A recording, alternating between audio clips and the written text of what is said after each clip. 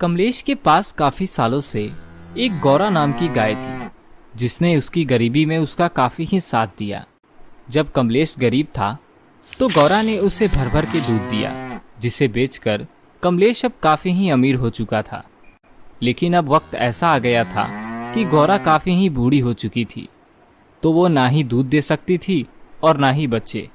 लेकिन गौरा की ही जन्मी 2 बेटियां कोमल और सोनल अपनी माँ का फर्ज निभाते हुए कमलेश को अब काफी ही अच्छा खासा दूध दे रही थी, जिससे कमलेश अभी भी अपना व्यापार अच्छे से चला पा रहा था। मेरी प्यारी बच्चियों, मुझे तुम पर गर्व है कि तुम मालिक को अभी भी अच्छा खासा दूध दे रही हो।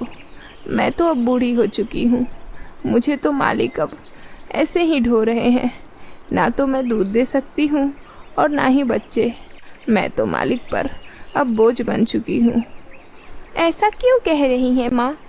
आपने जो गरीबी में मालिक के लिए किया है वो हम दोनों मिलकर भी नहीं कर सकते। आप मालिक के लिए कभी भी बोझ नहीं बन सकती। आपने उनके लिए बहुत कुछ किया है। हाँ, तो मालिक भी मेरे लिए बहुत कुछ कर रहे हैं। वो खामखा ही मेरा बोझ ढो रहे हैं। अगर मालिक चाहते तो कब का मुझे कसाई के हाथों बेच देते, लेकिन मालिक ने ऐसा नहीं किया। सच में मालिक बहुत अच्छे हैं। कमलेश गौरा से बहुत ही प्यार करता था, क्योंकि वह जानता था कि आज वह जो भी है सिर्फ और सिर्फ गौरा के वजह से ही है। हर सुबह कमलेश कोमल और सोनल का दूध निकालकर शहर में बेचने जाता था।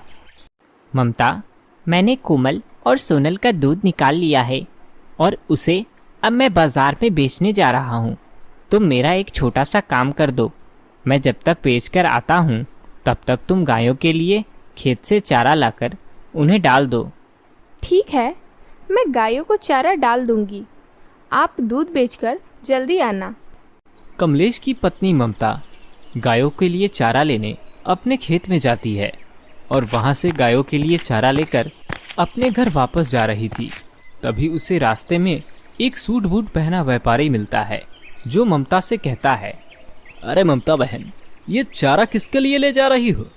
तुम्हारे पास तो अब सिर्फ 2 ही गाय हैं, फिर इतना सारा चारा? अरे भूपेंद्र जी, लगता है आप भूल रहे हो। हमारी 2 नहीं 3 गायें हैं। एक गौरा भी तो है, उसके लिए ही ले जा रही हूँ। अच्छा, गौरा के लिए भी ले जा रही हो?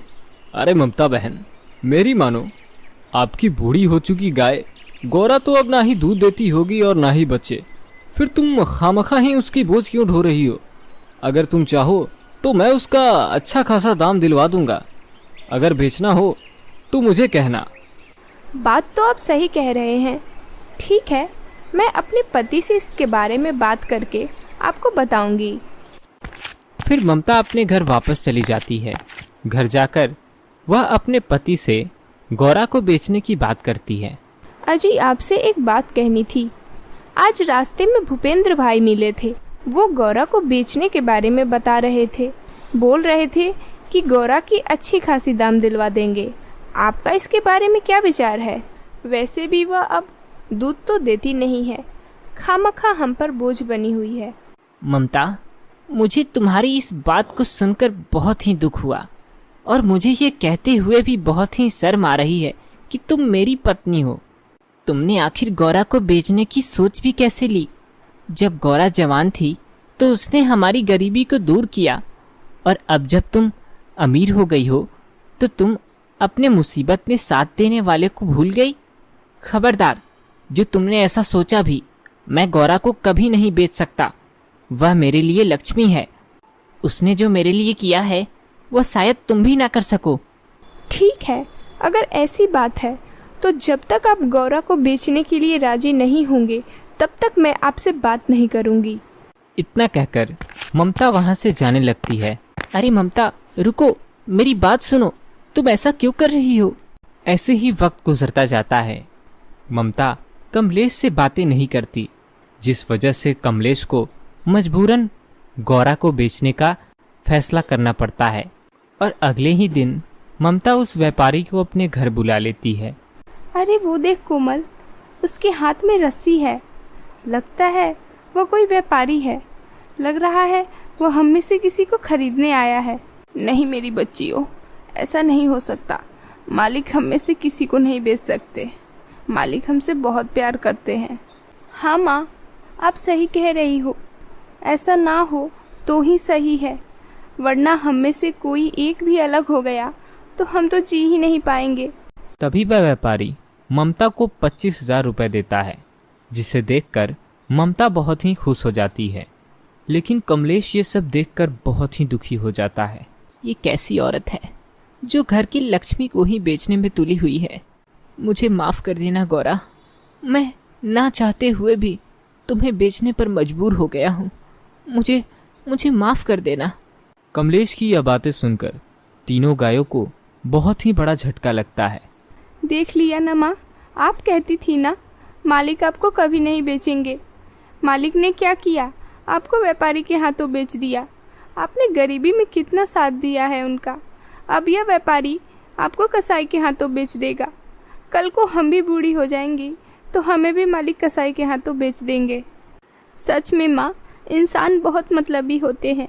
जब उनका काम निकल जाता है तब हम जानवरों के साथ ऐसा ही करते हैं। मुझे कुछ समझ नहीं आ रहा है। तुम लोगों से ज़्यादा सदमा तो मुझे पहुंचा है। आखिर मालिक मेरे साथ ऐसा क्यों कर रहे हैं। फिर वह व्यापारी गौरा को अपने घर ले जाता है और घर ले जाकर उसे खूब खिलाता पिलाता है। लेकिन गौरा तो मन ही मन यह जान रही थी कि उसे खूब खिला पिलाकर एक दिन वह उसे कसाई के हाथों बेच देगा। एक दिन गौरा व्यापारी और कसाई के बीच हो रही बात को सुन लेती है। ये लीजिए साहब, आपके पैसे। मैं इस गाय को कल आकर ले जाऊंगा। ठीक है, चलता हूँ। उसी रात की बात है।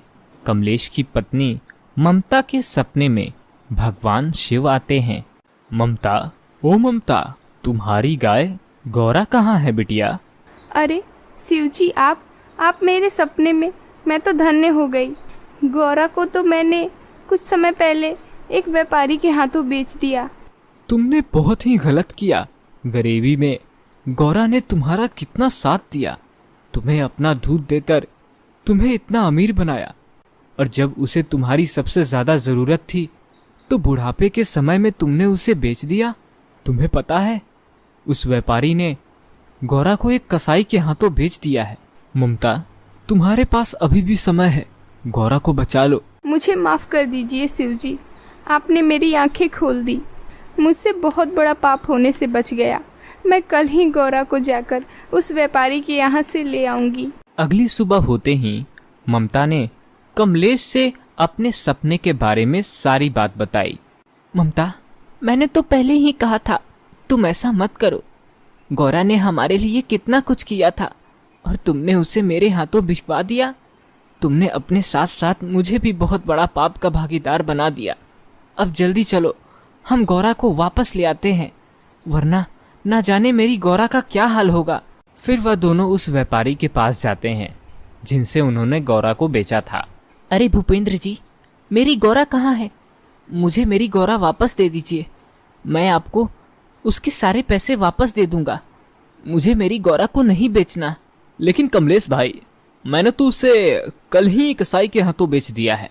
अब मैं तो गौरा को वापस नहीं ला सकता, लेकिन तुम्हें अगर गौरा वापस चाहिए तो तुम कसाई के पास जाकर उसे वापस ले सकते हो। फिर वह दोनों जल्दी से कसाई के पास जाते हैं।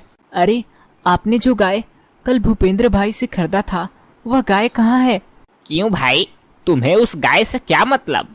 मैंने उसे खरीद लिया है। तुमने उसे खरीद लिया तो उससे क्या? मैं उसे वापस खरीदना चाहता हूँ। बताओ, कहाँ है मेरी गाय?